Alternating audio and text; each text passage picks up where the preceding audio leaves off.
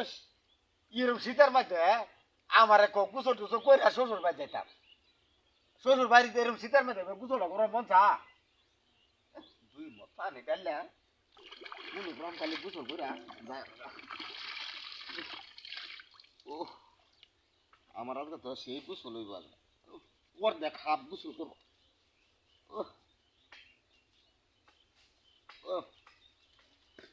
এই যে গুসলটা যে করতেছি বাবারে বুঝি বললাম এত শীত কি আজকে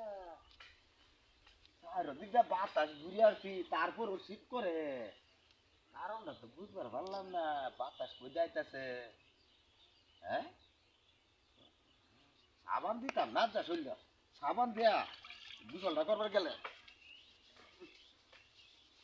আরে না করছি সাবান দিতাম না।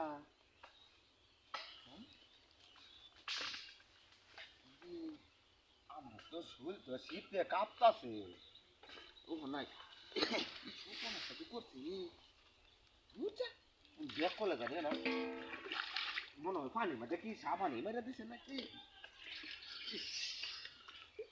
ওরে বাবারে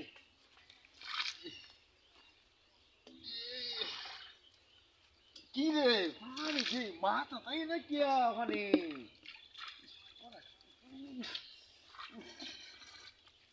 বাবারে বাবারে হ্যাঁ আমার তো চোখে মুখে ধরতাছে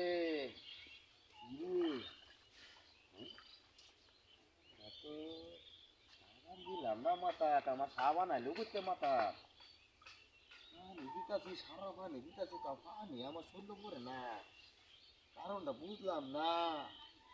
হ্যাঁ